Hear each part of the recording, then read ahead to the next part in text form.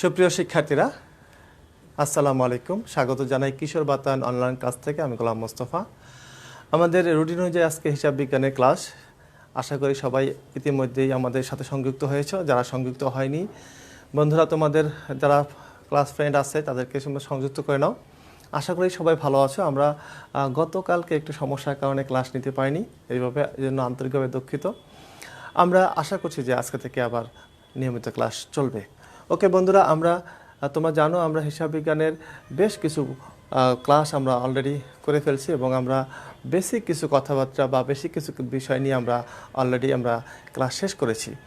আমরা হিসাব চক্র পড়িয়েছিলাম বন্ধুরা, তোমাদের মনে আছে নিশ্চয়ই। হিসাব চক্রের ধাপগুলো আমরা পড়েছিলাম। আমরা হিসাব চক্রের দ্বিতীয় ধাপে আছি আমরা, নিশ্চয়ই তোমাদের মনে আছে, কারণ আমরা জানি লেনদেন শনাক্ত করা ছিল হিসাব চক্রের প্রথম ধাপ, এবং দ্বিতীয় ধাপটা ছিল আমাদের লেনদেন লিপিবদ্ধ করা। বন্ধুরা, লেনদেন লিপিবদ্ধ করাকে আমরা কি বলছিলাম? এটা ছিল হিসাব বিজ্ঞানের ভাষায় জাবেদা। আমরা এই জাবেদা নিয়ে আলোচনা করছি বন্ধুরা।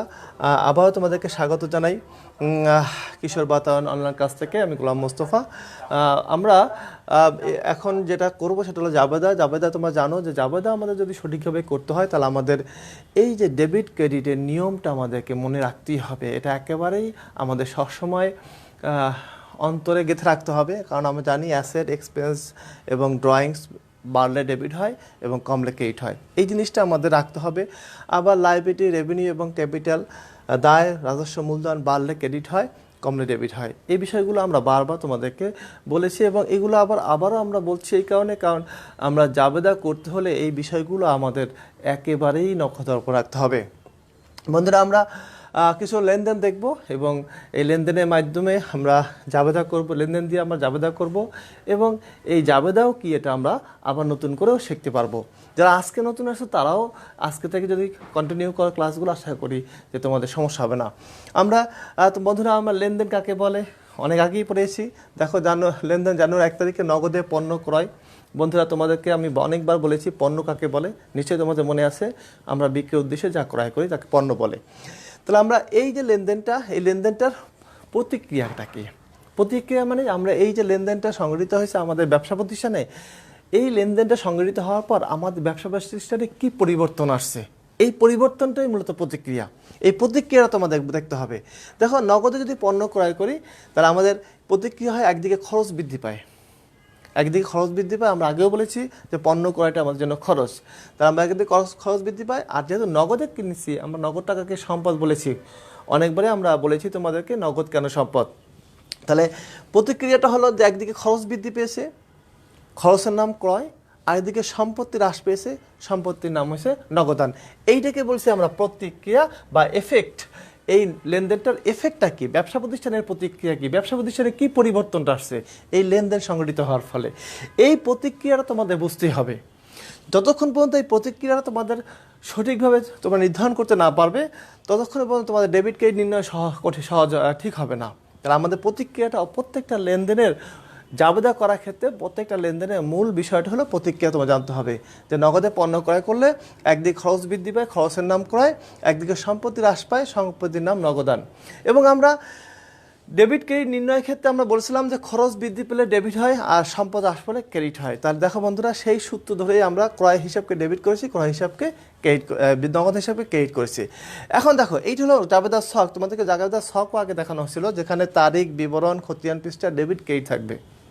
এখন দেখো, আমরা জাবেদা করার সময় আমরা যখন এরকম পরীক্ষা খাতায় বা আমরা প্র্যাকটিক্যালি জাবেদা করতে যাব, তাহলে আমাদেরকে এই হিসাব খাত নির্ণয় করতে হবে যে এখানে কোন হিসাব খাত দুইটা ছিল, একটা ছিল ক্রয় হিসাব, একটা ছিল নগদ হিসাব। তাহলে আমরা হিসাব খাত নির্ণয় করলাম এবং এটা বৃদ্ধি বা হ্রাস কোনটা বাড়লো এবং কোনটা কমলো, প্রতিক্রিয়াটা আমাদের জানতে হবে পাশাপাশি। এবং এরপরে আমরা কোনটা ডেবিট ক্রেডিট নির্ণয় করব। ডেবিট ক্রেডিট নির্ণয় করে এই যে নগদে পণ্য ক্রয়, এই জিনিসটা আবার আমরা এই লেনদেনের সামারিটা আমরা এখানে লিখে দিলাম। এটা হলো ব্যাখ্যা। তাহলে এটাই মূলত জাবেদা হলো একটা নির্দিষ্ট ছকে লেনদেন বিশ্লেষণ করে ডেবিট ক্রেডিট নির্ণয়পূর্বক একটা নির্দিষ্ট ছকে যখন ব্যাখ্যা সহ লেখা হয়, এর নাম কিন্তু জাবেদা। তাহলে আমরা বন্ধুরা জাবেদা আবার বলছি, একটা লেনদেন বিশ্লেষণ করে তার ডেবিট ক্রেডিট নির্ণয় করে তাকে নির্দিষ্ট ছকে ব্যাখ্যা সহ লিপিবদ্ধ করার নাম জাবেদা। তাহলে আমরা এখানে দেখো আমাদের যে জাবেদা করলাম এই ডেফিনেশনের সাথে আমাদের মিলে গেল। তাহলে আমাদের বন্ধুরা যে প্রত্যেকটা লেনদেনের আমাদের প্রতিক্রিয়া জানতে হবে। এই প্রতিক্রিয়া জানতে পারলে আর যদি তোমাদের ডেবিট ক্রেডিট নির্ণয়ের সূত্র যদি মনে থাকে, তাহলে তোমাদের জাবেদার একটা জাবেদা ভুল হওয়ার সম্ভাবনা থাকবে না। 100% তোমাদের জাবেদা কারেক্ট হবে। দেখে বন্ধুরা আমরা আরেকটা লেনদেন, ধারে পণ্য ক্রয়। আগে ছিল নগদে পণ্য ক্রয়, এবার ধারে পণ্য ক্রয়। দেখো ধারে পণ্য ক্রয় গেলে কী প্রতিক্রিয়া হয়। পণ্য ক্রয়টাকে আমরা কি বলছিলাম? খরচ বলছিলাম। তাহলে আমাদের খরচ বৃদ্ধি পেয়েছে। খরচের নাম কি? ক্রয়। আর যদি ধারে কিনেছি তাহলে আমাদের কাছে টাকা পাবে। তাহলে আমাদের কাছে যদি লোকজন টাকা পায়, এটা আমাদের জন্য দায়। তাহলে সে দায় বৃদ্ধি পেয়েছে, এবং দায় বৃদ্ধি সেই আমাদের কাছে যদি পণ্য করার জন্য যদি আমাদের কাছে লোকজন টাকা পায়, সেই হিসাবটার নাম হয়েছে হিসাব বিজ্ঞানের ভাষায় পদে হিসাব, বা এটাকে পাওনা হিসাব বলা হয়। তাহলে একদিকে দেখো বন্ধুরা প্রতিক্রিয়া কি? ধারে পণ্য ক্রয় প্রতিক্রিয়া হলো একদিকে খরচ বৃদ্ধি পাবে, একদিকে দায় বৃদ্ধি পাবে। খরচের নাম ক্রয়, দায়ের নাম পদে হিসাব। এইটা হলো প্রতিক্রিয়া। এই প্রতিক্রিয়াটুকু আমি বুঝতে হবে। এরপরে তুমি যদি ডেবিট ক্রেডিট নির্ণয় সূত্র জানো, ডেবিট ক্রেডিট নির্ণয় সূত্রটা কি? সম্পদ খরচ উত্তোলন বাড়লে ডেবিট, কমলে ক্রেডিট। দায় আয় এবং মূলধন বাড়লে ক্রেডিট হয়, কমলে ডেবিট হয়। এই হলো ডেবিট ক্রেডিট নির্ণয় সূত্র। এখন তুমি দেখো, আমরা জানি খরচ বৃদ্ধি পেলে হয় কি? ডেবিট। আর দায় বৃদ্ধি পেলে হয় ক্রেডিট। তাহলে আমরা এই নির্দিষ্ট ছকে ক্রয় হিসাব ডেবিট, পদ হিসাব ক্রেডিট এবং ব্যাখ্যা লাগলাম ধারে পণ্য ক্রয়। এই যে আমরা ডেবিট ক্রেডিট নির্ণয়, হিসাব খাত নির্ণয় করলাম, ডেবিট ক্রেডিট নির্ণয় করলাম, এবং আমরা এই যে ব্যাখ্যা সহ লিখলাম নির্দিষ্ট ছকে, এটার নাম ছিল জাবেদা। নিশ্চয় বন্ধুরা তোমাদের জাবেদা নিয়ে, আর তোমাদের জাবেদা কাকে বলে, জাবেদাটা কি, এটা নিয়ে আসলে আর হয়তো তোমাদের কনফিউশন এক বিষয় থাকবে না। তবে আমি বন্ধুরা বলছি বারবার যে তোমরা, কারণ আমরা জানি যে আমরা যদি বলি হিসাব বিজ্ঞানে জাবেদা হলো হিসাব বিজ্ঞানের মাদার, অর্থাৎ মায়ের ভূমিকা পালন করা। অর্থাৎ জাবেদা যদি তোমার সঠিকভাবে হয়, তাহলে হিসাব বিজ্ঞানের পরবর্তী ধাপগুলো তোমার একেবারে অ্যাবসলিউটলি কারেক্ট হবে। এরপর দেখো বন্ধুরা আমরা আরেকটা লেনদেনে চলে যাই, যে লেনদেনে আসবাবপত্র ক্রয় করা হলো। দেখো বন্ধুরা, আসবাবপত্র ক্রয় করলাম। এখন বন্ধুরা তোমাদের কাছে আমার প্রশ্ন, এই আসবাবপত্র যে ক্রয় করা হলো, এটা কি ব্যবহারের জন্য না বিক্রয়ের জন্য? যদি ব্যবহারের জন্য হয় তাহলে এটা সম্পদ, আর যদি বিক্রয়ের জন্য হয় তাহলে এটা পণ্য। আমরা জানি কোনো কিছু বিক্রয় উদ্দেশ্যে যদি ক্রয় করি তাহলে এটা পণ্য। তো এখন বুঝবো কীভাবে এটা ব্যবহারের জন্য কেনা হয়েছে না বিক্রয়ের জন্য কেনা হয়েছে? সেক্ষেত্রে বন্ধুরা তোমাদেরকে মনে রাখতে হবে, আমার যে আইটেমটা কিনি তার যদি নাম লেখা থাকে এবং যদি বিক্রয় উদ্দেশ্যে কথা না থাকে, আমি আবার বলছি, যে আইটেমটা আমরা ক্রয় করছি সেই আইটেমটা যদি নাম লেখা থাকে এবং যদি বিক্রয় উদ্দেশ্যে লেখা না থাকে, তাহলে এটা বুঝতে হয় এটা আমরা ব্যবহারের জন্য কিনেছি। তাহলে আমরা কোনো কিছু ব্যবহারের জন্য কিনলে এটা আমরা ভবিষ্যতে সুবিধা পাবো। তাহলে আসবাবপত্রটা আমাদের সম্পদ। তাহলে আমরা যদি আসবাবপত্র ক্রয় করি, তাহলে একদিকে সম্পদ বৃদ্ধি পেয়েছে, সম্পত্তির নাম আসবাবপত্র হয়। অন্যদিকে যেহেতু এখানে আমরা নগদে বা ধারে কিছু বলা নেই, তাহলে বুঝতে হবে এটা নগদে ক্রয় করা হয়েছে। তাহলে নগদ যদি ক্রয় করা হলে নগদ টাকা হয়েছে আমাদের আরেকটা সম্পদ। তাহলে আরেকটা সম্পদ আমাদের হ্রাস পেয়েছে, সেটা সম্পদের নাম হলো নগদান। তাহলে একদিকে দেখো বন্ধুরা, আসবাবপত্র ক্রয়ের ফলে একদিকে সম্পত্তি বৃদ্ধি পেয়েছে আসবাবপত্র, একদিকে সম্পত্তি হ্রাস পেয়েছে নগদান। তাহলে আমরা জানি ডেবিট ক্রেডিটের নির্ণয় সূত্র অনুযায়ী সম্পত্তি বাড়লে কি হয়?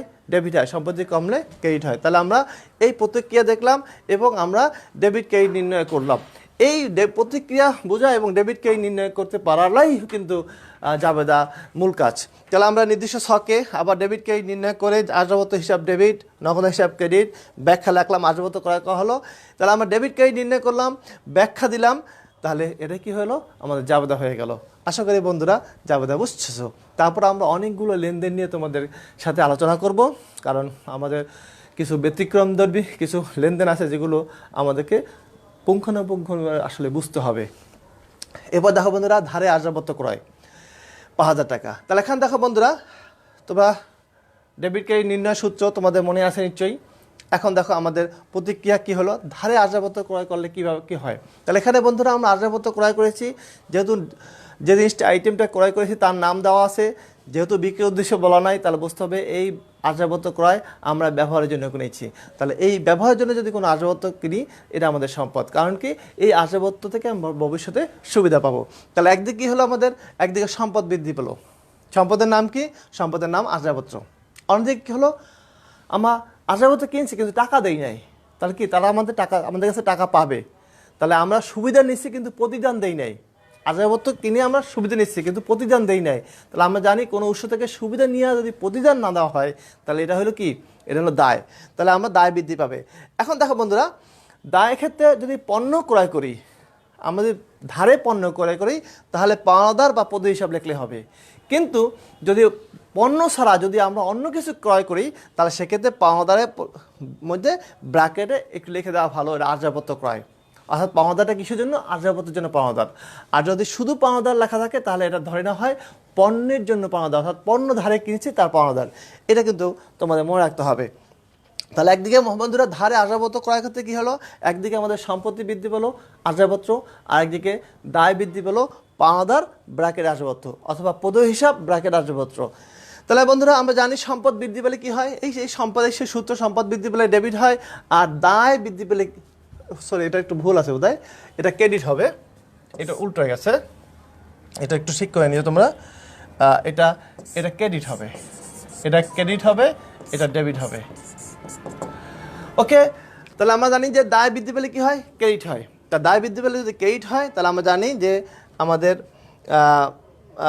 দায় বৃদ্ধি পেলে ক্রেডিট, পাওনাদার ক্রেডিট, তাহলে আমরা জাবেদা কী হবে, জাবেদা হবে আর্যাবত্ত হিসাব ডেবিট, পাওনাদার ব্র্যাকেট আর্যাবত্ত ক্রেডিট। আশা করি বন্ধুরা তোমরা বুঝতে পারছো। এরপরে দেখো বন্ধুরা, এটা বোধহয় আমাদের সবগুলোই একটু ভুল হয়ে গেছে, একটু খেয়াল করো। এটা ক্রেডিট হবে, তোমরা ঠিক করে নিও, আর এটা ডেবিট হবে। ওকে বন্ধুরা, আমরা দেখি পরবর্তী লেনদেনটা কি আছে। পরবর্তী লেনদেনটা হবে যে আমাদের ধারে সেবা প্রদান। ধারে সেবা প্রদান, দেখো না বন্ধুরা, এটা ঠিক করে নিও। ধারে সেবা প্রদান হলে কি হয়, আমরা সেবা দিয়েছি কিন্তু টাকা পাইনি, সেবা দিয়েছি কিন্তু টাকা পাই নাই, তাহলে আমরা জানি যে সেবা দেওয়া এটা আমাদের জন্য আয়। তাহলে একদিকে আমাদের আয় বৃদ্ধি পেয়েছে, সেবা আয়।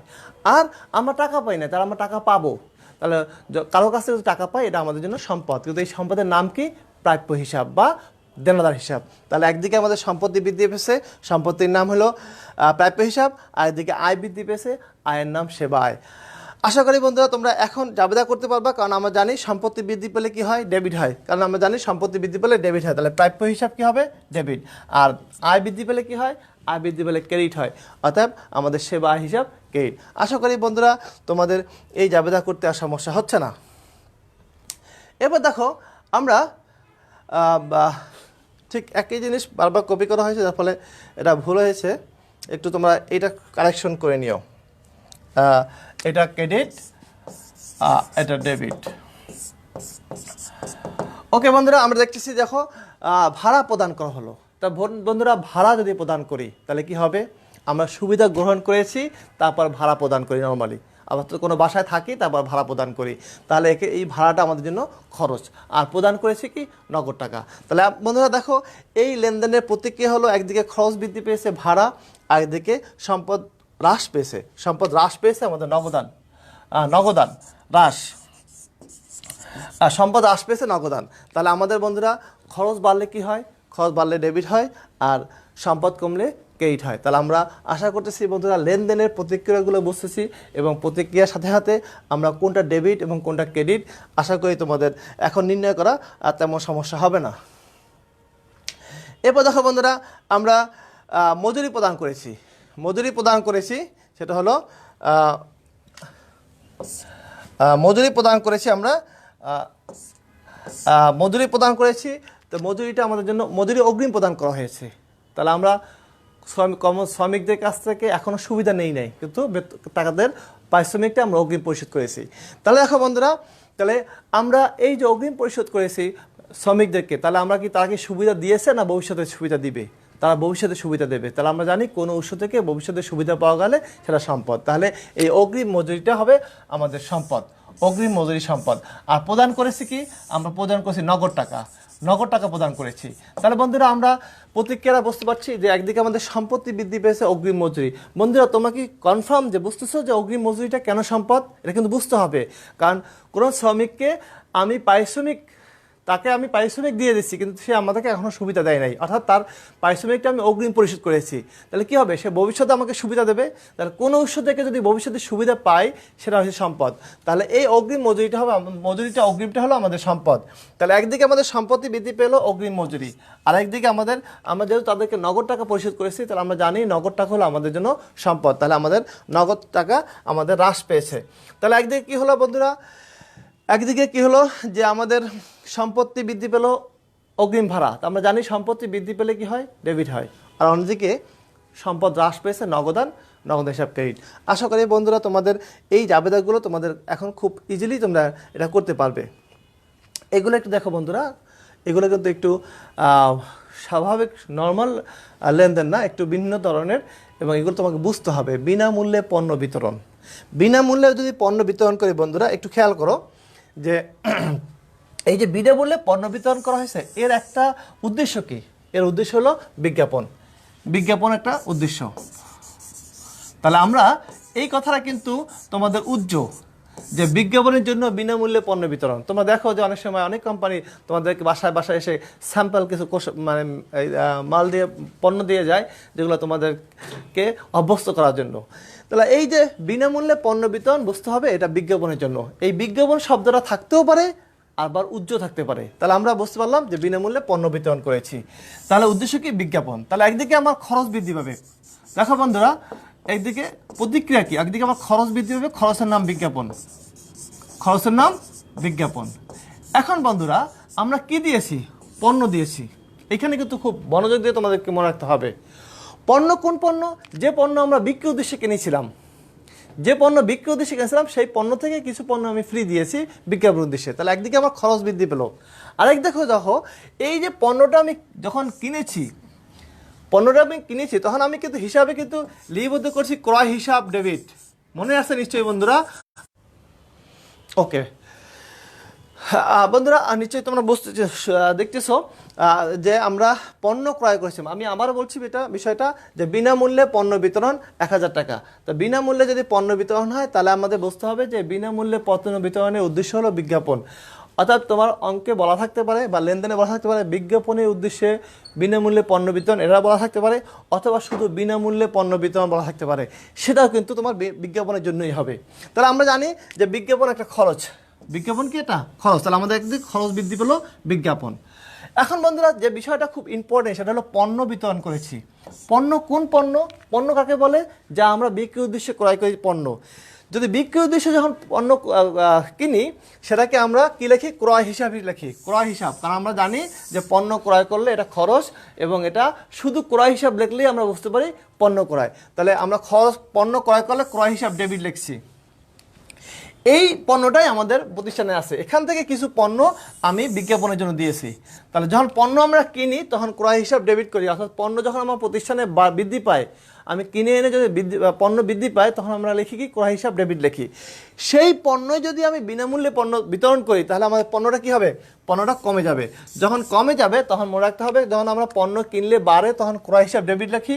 আর ওই পণ্যটা যদি কোনো কারণে কমে যায়, তাহলে সেটা ক্রয় হিসাবকে ক্রেডিট করতে হবে, অর্থাৎ খরচ হ্রাস পাবে। অর্থাৎ এই আমরা যে ক্রয় হিসাব নামে যে খরচ ডেবিট করেছিলাম, সেটা কিছুটা হ্রাস পাবে। তাহলে খরচ হ্রাস হবে, খরচের নাম ক্রয়। তাহলে বন্ধুরা আমরা যখন বিনামূল্যে পণ্য বিতরণ করব, তখন জাবেদা হবে, দেখো একদিকে প্রতিক্রিয়া হবে, একদিকে খরচ বৃদ্ধি পেয়েছে, খরচের নাম বিজ্ঞাপন, আর একদিকে খরচ হ্রাস পেয়েছে, খরচের নাম ক্রয়। তাহলে প্রতিক্রিয়া কিন্তু বুঝতে হবে বন্ধুরা। আমি আবারও বলছি, বিনামূল্যে পণ্য বিতরণ করলে এটা বিজ্ঞাপনের জন্য করা হয়, তাহলে বিজ্ঞাপনটা আমাদের জন্য খরচ। তাহলে আমরা যদি নগদে যদি বিজ্ঞাপন করি, সেখানেও বিজ্ঞাপন খরচ বাড়ে, যদি বিজ্ঞাপনের জন্য পণ্য দেই, সেখানেও বিজ্ঞাপন খরচ বাড়ে। তাহলে বিজ্ঞাপন খরচ বাড়ছে বিজ্ঞাপন। আর আমরা কি দিয়েছি, পণ্য দিয়েছি। এই জিনিসটা আমাদের মাথায় রাখতে হবে যে পণ্য যখন আমরা কোন পণ্য দিয়েছি, যে পণ্য আমরা বিক্রি উদ্দেশ্যে কিনেছিলাম, সেই পণ্যের কিছু পণ্য আমরা বিনামূল্যে বিতরণ করেছি। তা যখন বিক্রয়ের জন্য ক্রয় করেছিলাম, তখন ওই পণ্যটাকে আমরা হিসাবভুক্ত করেছি ক্রয় হিসাব ডেবিট, কারণ এটা খরচ। তাহলে বন্ধুরা, ব্যবসা প্রতিষ্ঠানে যদি পণ্য বৃদ্ধি পায়, তাহলে সেটা থাকে ক্রয় হিসাব ডেবিট নামে। এই পণ্য থেকে যদি কিছু পণ্য যদি আমি বিজ্ঞাপনের জন্য প্রদান করি তাহলে আমার এই পণ্যটা কমে যাবে। তাহলে যখন পণ্য আমার বাড়ছিল তখন আমি ক্রয় হিসাব ডেবিট করেছি, আর পণ্যটা যখন কমে যাবে তখন পণ্যটা কমে যাওয়া মানে কি, ক্রয় কমে যাওয়া। ক্রয় হিসাব কি হিসাবে আছে, খরচ হিসাবে আছে, তার মানে খরচ কমে যাবে। তাহলে যাবে দ্বারা কি হবে, একদিকে খরচ বৃদ্ধি পেয়েছে, বিজ্ঞাপন হিসাব ডেবিট,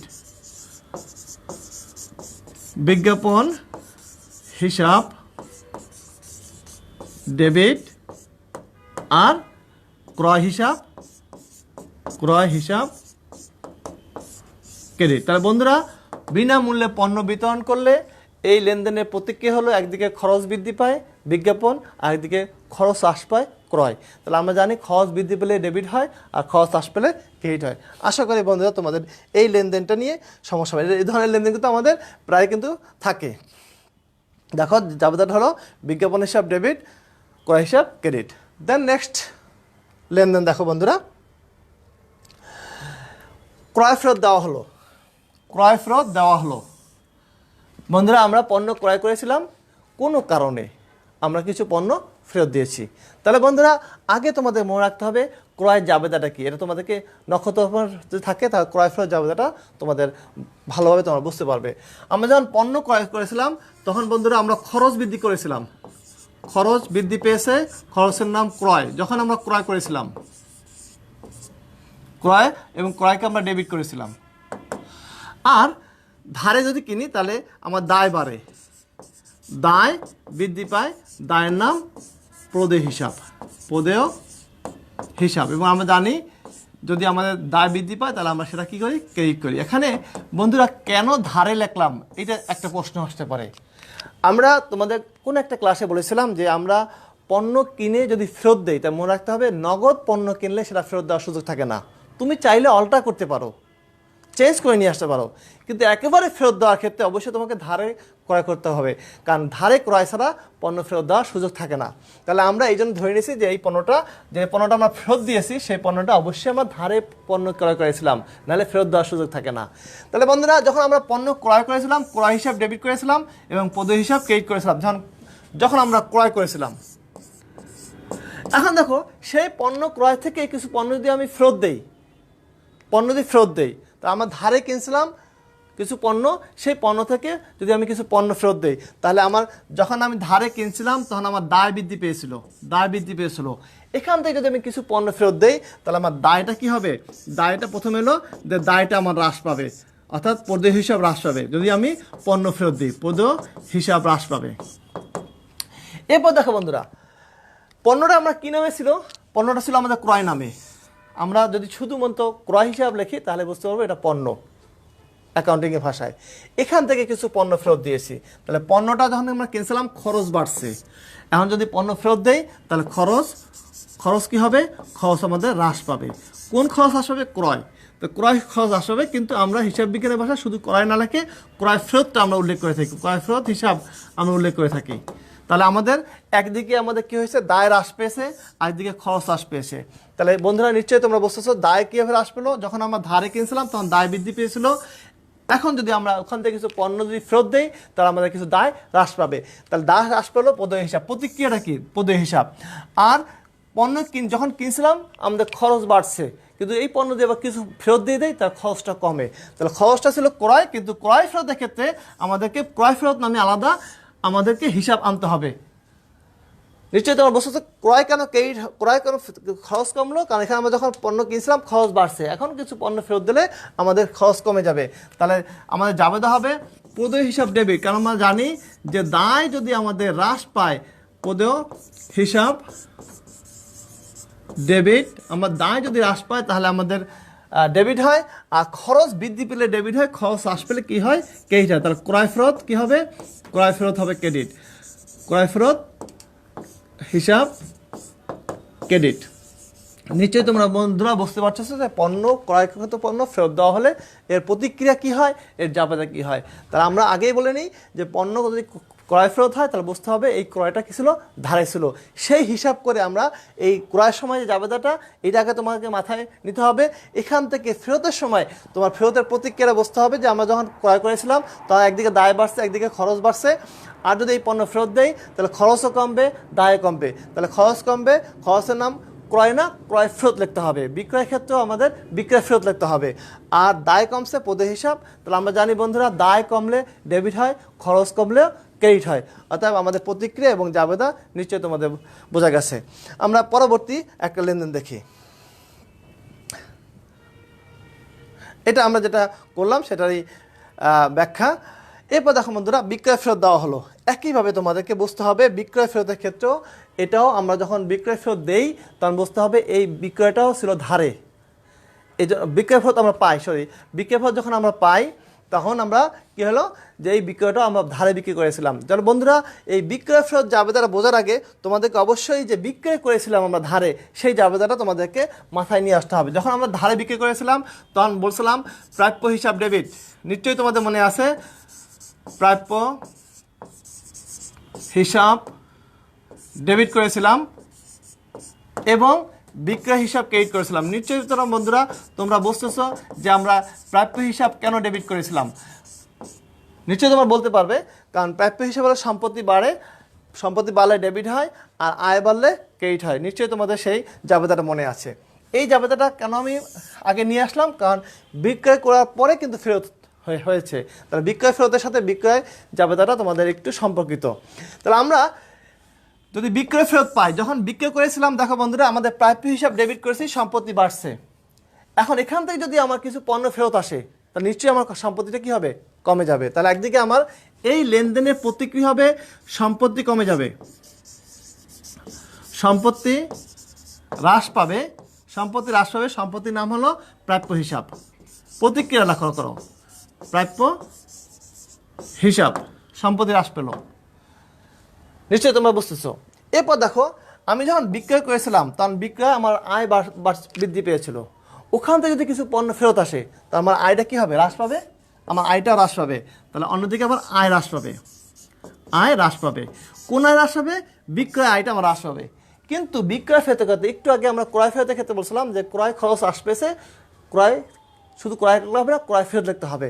এখানেও বিক্রয় আয়টা হ্রাস পেয়েছে, শুধু বিক্রয় লিখলে হবে না, কারণ বিক্রয় ফেরত নামে আলাদা একটা হিসাব আমরা খুলব, বিক্রয় ফেরত।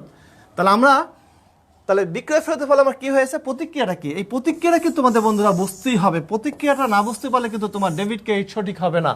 তাহলে আমাদের প্রতিক্রিয়া হলো একদিকে আমাদের সম্পত্তি হ্রাস পেয়েছে, সম্পত্তির নাম প্রাপ্য হিসাব, অন্যদিকে আমাদের আয় হ্রাস পেয়েছে, আয়ের নাম বিক্রয় আয় হ্রাস পেয়েছে, কিন্তু আমাদের বিক্রয় ফেরত নামে আলাদা হিসাব করতে হবে, শুধু বিক্রয়ের সাথে সমন্বয় করলে হবে না। তাহলে বিক্রয় ফেরত নামে একটা আয় হ্রাস পেয়েছে একটা হিসাব খুলতে হবে। তাহলে বন্ধুরা আমরা জানি সম্পত্তি বাড়লে কি হয়, সম্পত্তি বাড়লে ডেবিট হয়, আর সম্পত্তি কমলে কি হয়, সম্পত্তি কমলে ক্রেডিট হয়। তাহলে এখানে এটা প্রাপ্য হিসাব ক্রেডিট, কারণ সম্পত্তি কমে গেছে। আর আয় বাড়লে ক্রেডিট হয়, আয় বাড়লে ক্রেডিট হয়, আর আয় হ্রাস পেলে ডেবিট হয়। তাহলে এখানে আয় হ্রাস পেয়েছে, আয় বিক্রয় ফেরত হবে ডেবিট। তাহলে বন্ধুরা এই লেনদেনের এটা হলো প্রতিক্রিয়া। প্রতিক্রিয়া কি আসছে, সম্পত্তি হ্রাস পেয়েছে, সম্পত্তির নাম প্রাপ্য হিসাব, আর আয় হ্রাস পেয়েছে, আয়ের নাম বিক্রয় ফেরত। তাহলে সম্পত্তি হ্রাস পেলে হয় ক্রেডিট, আর বিক্রয় ফেরত আয় হ্রাস পেলে হয় ডেবিট। আশা করি বন্ধুরা এই জাবেদাটা তোমাদের আর সমস্যা হবে না। এরপর দেখো একই জিনিস আমরা যেটা তোমাদেরকে বললাম, একটা এমসিকিউ দেখে নাও বন্ধুরা। ধারে সম্পত্তি ক্রয় ক্ষেত্রে নিচে কোনটি যথার্থ? কুমিল্লা বোর্ড 2015 সালে আসছে, নিশ্চয়ই তোমরা এর আনসার করতে পারবে। ধারে সম্পত্তি ক্রয় ক্ষেত্রে নিচে কোনটি যথার্থ? সম্পত্তি বৃদ্ধি পায়, দায় বৃদ্ধি পায়, সম্পত্তি বৃদ্ধি পায়, ব্যয় বৃদ্ধি পায়, দায় বৃদ্ধি পায়, আয় বৃদ্ধি পায়, দায় বৃদ্ধি পায়, মালিকানা সত্ত্ব বৃদ্ধি পায়। বন্ধুরা লক্ষ্য করো, এইটাই কিন্তু আমি যে তোমাদেরকে বারবার বলছিলাম যে তোমাদের প্রত্যেকটা লেনদেনের প্রতিক্রিয়া বুঝতে হবে, প্রতিক্রিয়া তোমাদেরকে বুঝতে হবে। দেখো সম্পত্তি ক্রয় করলে কি হয়, আমি যদি সম্পত্তি ক্রয় করি তাহলে কি হয়, প্রতিক্রিয়া কি হয়, ব্যবসা প্রতিষ্ঠানে সম্পত্তি বৃদ্ধি পায়, সম্পত্তি বৃদ্ধি পায়, এত নিশ্চয়ই বুঝতেছো, সম্পত্তি বৃদ্ধি পেয়েছে। আর ধারে ক্রয় করেছি, সম্পত্তি ক্রয় করছি কিন্তু আমি টাকা দিই নাই, তাহলে কি আমরা দায়বদ্ধ? তাহলে বন্ধুরা প্রতিক্রিয়া হলো আরেকটা যে দায় বৃদ্ধি পেয়েছে, দায় বৃদ্ধি পেয়েছে। তাহলে এখন দেখো বন্ধুরা সম্পত্তি বৃদ্ধি, দায় বৃদ্ধি, নিশ্চয়ই তোমরা বুঝতে পারছো যে অপশন এ কারেক্ট। এই দেখো বন্ধুরা এই যে জিনিসটা তোমাদেরকে বারবার বলতে চাই যে লেনদেনের প্রতিক্রিয়া তোমাকে বুঝতেই হবে। লেনদেনের প্রতিক্রিয়া তুমি সঠিকভাবে নির্ধারণ করতে পারলে, যদি তোমার ডেবিট ক্রেডিট সূত্র যদি ঠিকমতো মনে থাকে, তাহলে তোমার জন্য জাবেদা খুবই ইজি বিষয়। তাহলে এখন দেখো পরবর্তী আমরা আরেকটা এমসিকিউ দেখি। জনাব অর্জুন একজন আসবাবপত্র ব্যবসায়ী। খুব মনোযোগ দিয়ে লক্ষ্য করো বন্ধুরা। জনাব অর্জুন একজন আসবাবপত্র ব্যবসায়ী। তিনি ব্যবসার ব্যবহারের জন্য নগদ 5,000 টাকা দিয়ে একটি আলমারি ক্রয় করলেন। সেক্ষেত্রে কোন হিসাবটি ডেবিট হবে? বন্ধুরা দেখো, আমরা জানি যে আলমারি কিন্তু একটা আসবাবপত্র, এবং যদি আসবাবপত্র ব্যবসায়ী যদি আসবাবপত্র কেনে, তাহলে বুঝতে হবে যে এটা পণ্য ক্রয়। নর্মালি যদি কোনো আসবাবপত্র ব্যবসায়ী যদি আসবাবপত্র কিনে, তা নিশ্চয়ই সেটা বিক্রির জন্য কিনবে, তাহলে তার ক্ষেত্রে আসবাবপত্র হলো পণ্য। কিন্তু সে আসবাবপত্র কিনছে, কিন্তু বলা হয়েছে সে ব্যবহারের জন্য কিনছে। তাহলে আমরা জানি কোনো কিছু বিক্রয়ের জন্য কিনলে এটা পণ্য, কিন্তু কোনো কিছু ব্যবহারের জন্য কিনলে এটা সম্পদ, কারণ এখান থেকে আমি বিশেষ সুবিধা পাবো। তাহলে আমরা জানি যে এই আসবাবপত্র অর্জুন যে আসবাবপত্র কিনেছে, তার ব্যবসায় কি বেড়েছে? আসবাবপত্র বেড়েছে। এই আসবাবপত্র কী হিসাবে? সম্পত্তি হিসাবে। তাহলে বন্ধুরা নিশ্চয়ই বলতেছিল যে আমরা সম্পত্তি বৃদ্ধি পাবে, সম্পত্তি বৃদ্ধি পাবে। সম্পত্তির নাম কি? আসবাবপত্র, আসবাবপত্র, আসবাবপত্র। তাহলে আমরা জানি সম্পত্তি বৃদ্ধি পেলে কি হয়? ডেবিট হয়। তাহলে এখানে সেক্ষেত্রে কোন হিসাবটি ডেবিট হবে? নিশ্চয়ই তোমরা বুঝতেছো কোন হিসাবটি ডেবিট হবে। বন্ধুরা তোমাদের কাছে প্রশ্ন, যদি এই অপশনে ক্রয় হিসাব যদি কারেক্ট হইতো, আমার ক্রয় হিসাব যদি কারেক্ট হতো, তাহলে আমরা অপশনে কি চেঞ্জ করতে হইতো? এই যে কোশ্চেনের মধ্যে আমার কি চেঞ্জ করতে হতো বলতে পারো? নিশ্চয়ই তোমরা বুঝতে পারবা। কারণ এই আসবাবপত্র ব্যবসায়ী যদি ব্যবহারের জন্য না কিনে, যদি এই আলমারিটা বিক্রির জন্য কিনতো, এই ব্যবসায়ী যদি আলমারিটা ব্যবহার করার জন্য না কিনে যদি বিক্রির জন্য কিনতো, তাহলে আমাদের অপশন কিন্তু ক্রয় কিন্তু কারেক্ট হতো। নিশ্চয়ই তোমরা বুঝতেছো যে এই কোশ্চেনটা আমরা যদি চেঞ্জ করে দেই, তাহলে অপশন খ হবে কারেক্ট। আর এই ক্ষেত্রে আমাদের অপশন ক হবে কারেক্ট, কারণ আমরা কোনো কিছু ব্যবহারের জন্য কিনলে সেটা সম্পত্তি হয়, সম্পত্তি বাড়লে ডেবিট হয়। আর বিক্রির জন্য কিনলে আমরা সেটা পণ্য হয়, পণ্য ক্রয় করলে ক্রয় হিসাব ডেবিট হতো তখন। এরপর দেখো বন্ধুরা, আমরা আসবাবপত্র মেরামত করা হলো। একটু ঠিক করে নিই।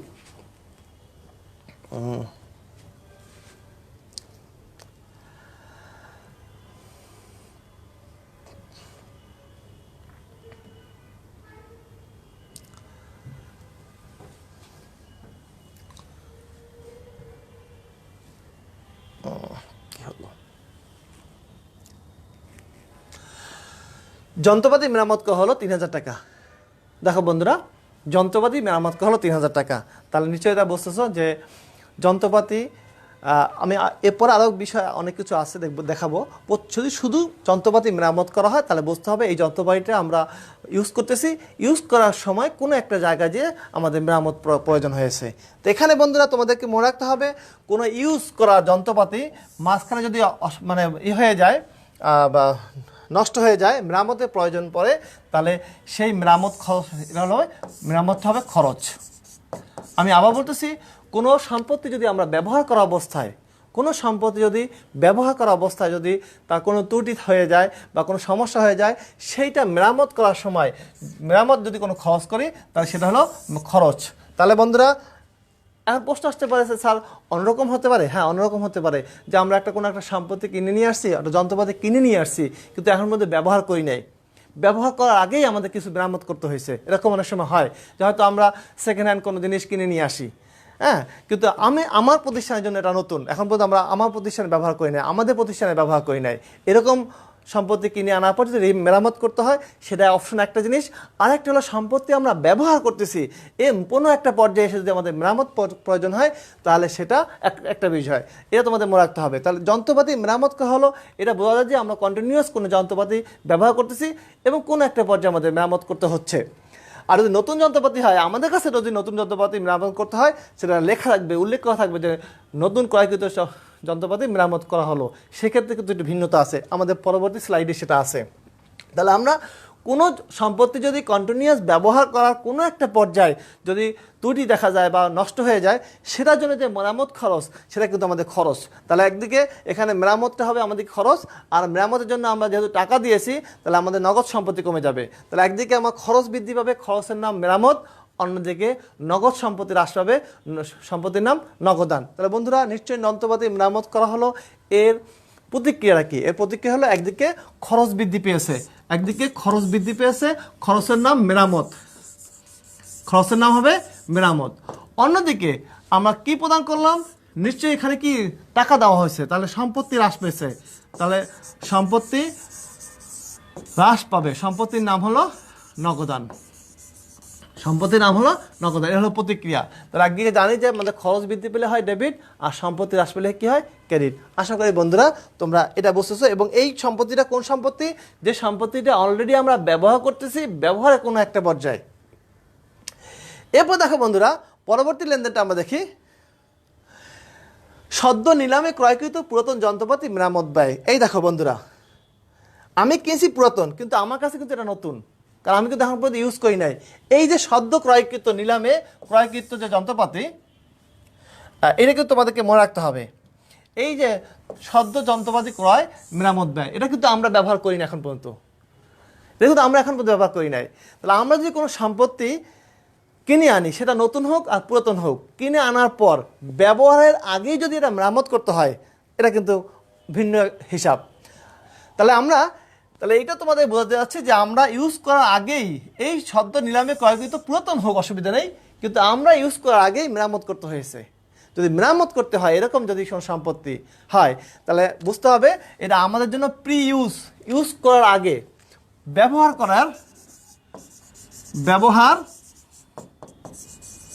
করার আগেই আমাদের মেরামত লাগছে, আগেই মেরামত লাগছে, মেরামত, এটা একটা বিষয়। আর ব্যবহার করার পরে মেরামত, ঠিক আছে, এটা কিন্তু আরেকটা বিষয়, এটা কিন্তু তোমাদের মনে রাখতে হবে। তাহলে আমি যদি ব্যবহার করার আগে যদি আমার মেরামত লাগে, ফার্স্ট ইউজ করার আগে আমি কোনো জিনিস নতুন কিনে আনি বা পুরাতন কিনে আনি ব্যবহারের জন্য, যদি ইউজ করার আগে যদি আমাদের মেরামত করতে হয়, তাহলে এইটাকে বলা হয় মূলধন জাতীয় খরচ। এটাকে বলা হয়, তোমাদের পরবর্তী একটা চ্যাপ্টার আছে মূলধন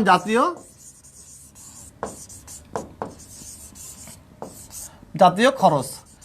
আর এটা শুধু এইটুকু মনে রাখো আপাতত, তোমাদের মূলধন এবং মুনাফা বিষয় নিয়ে তোমাদের একটা চ্যাপ্টার আছে।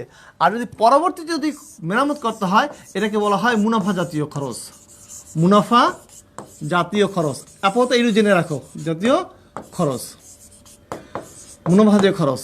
তাহলে আমরা বন্ধুরা কোনো সম্পত্তি কেনার পর ব্যবহার করার আগে যদি মেরামত করতে হয়, মেরামত করতে হইতে পারে, এটা সংস্থাপন করতে হইতে পারে, বা অন্য কোনো কিছু করতে পারে, অর্থাৎ ব্যবহার করার আগে যত খরচ হবে এই সম্পত্তির জন্য, এটা মূলধন জাতীয় খরচ।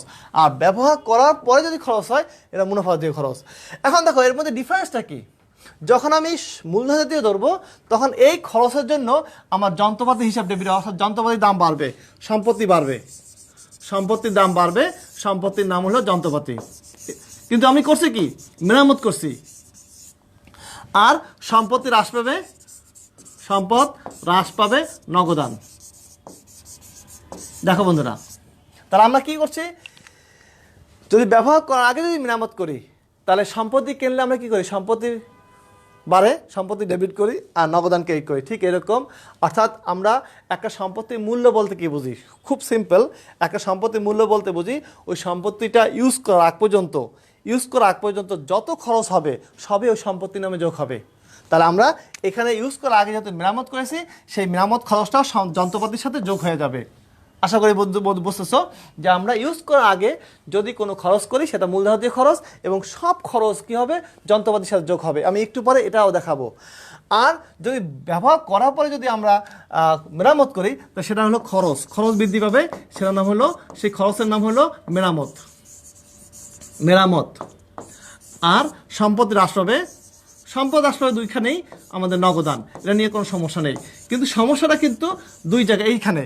এটা হলো যদি ব্যবহার করার আগে যদি আমি মেরামত খরচ করি তাহলে এটা সম্পত্তি বাড়ে, সম্পত্তির নাম যন্ত্রপাতি।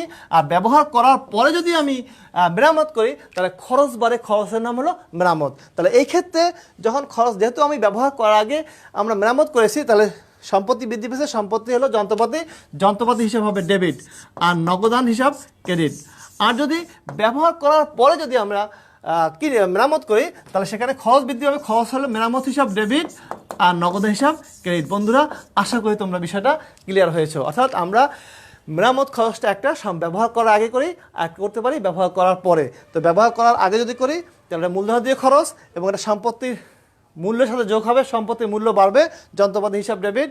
আর যদি ব্যবহার করার পরে যদি আমি মেরামত করি তাহলে খরচ বৃদ্ধি হবে, সেটা হলো মেরামত হিসাব ডেবিট।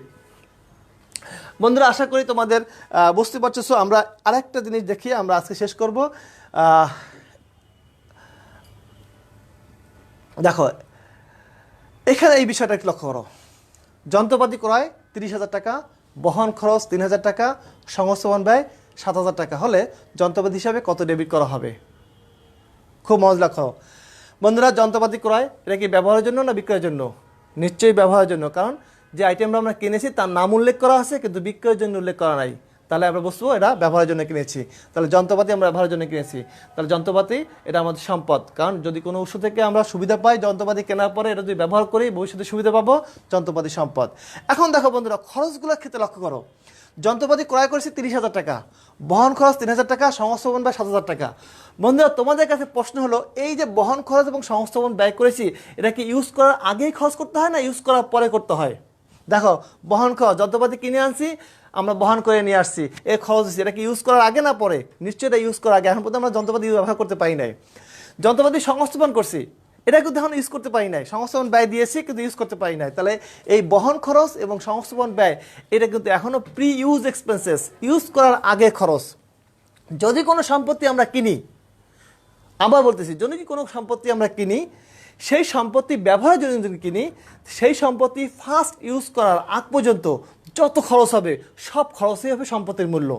আমি আবার বলতেছি, আমি একটা ফ্যান কিনে আনছি, ফ্যানের দাম 1500 টাকা, ফ্যানটা বহন করে নিয়ে আসতে আমার 200 টাকা লাগছে, এই ফ্যানটা বসাইতে আরও 200 টাকা লাগছে, তাহলে 1500 আর 200 আর 200 মোট কত? 1900 টাকা। অর্থাৎ এই ফ্যানের দাম হবে 1900 টাকা। অর্থাৎ আমরা যত খরচ পর্যন্ত করেছি সবগুলোই এখন পর্যন্ত ইউজ করতে পারি নাই, ফ্যান ইউজ করার আগেই খরচগুলো করতে হয়েছে। তাহলে আমরা কোনো সম্পত্তি কিনে প্রথম ইউজ করার আগ পর্যন্ত যত খরচ হবে সবগুলোই হবে সম্পত্তির মূল্য। তাহলে সম্পত্তির মূল্য কত টাকা ডেবিট হবে? দেখো বন্ধুরা, যন্ত্রপাতি ক্রয় করেছি 30,000 টাকা, এর বহন খরচ এটা প্রি ইউজ এক্সপেন্সেস, ইউজ করার আগের খরচ। সংস্থাপন ব্যয়, ওই সম্পত্তি ব্যবহার করার আগে আমাকে সংস্থাপন করতে হয়, তাহলে সম্পত্তির দাম হিসাবে আমার ডেবিট করতে হবে কত? দেখো, সম্পত্তির মূল্য হবে প্রথম ব্যবহারের পূর্ব পর্যন্ত সমস্ত খরচই যন্ত্রপাতির মূল্যের হিসাবে অন্তর্ভুক্ত হবে। তো যন্ত্রপাতি ক্রয় মূল্য 30,000 টাকা, বহন খরচ 3,000 টাকা, সংস্থাপন ব্যয় 7,000 টাকা, অর্থাৎ মোট 40,000 টাকা। এই 40,000 টাকা প্রথম ব্যবহার করার আগে এই খরচগুলো হয়েছে। এই সব খরচগুলো যন্ত্রপাতি হিসাবে ডেবিট হবে। আমি আবারও বলছি যে আমরা কোনো সম্পত্তি কিনলে সেই সম্পত্তি ফার্স্ট ইউজ করা আগ পর্যন্ত যত খরচ করব সব খরচেই ও সম্পত্তির মূল্য হিসাবে নির্ধারণ করা হবে। আশা করি বন্ধুরা বুঝতেছ। আমরা আশা করি এই পর্যন্ত আমরা আজকে শেষ করব, কারণ আমাদের সময় অলরেডি ইতিমধ্যেই অতিবাহিত হয়ে গেছে। আগামী শনিবার আবার তোমাদের এই বিষয়ে আরও নতুন নতুন কিছু সমস্যা নিয়ে আমরা তোমাদের সামনে হাজির হব। সে পর্যন্ত ভালো থাকো, সুস্থ থাকো, নিরাপদ থাকো। আসসালামু আলাইকুম।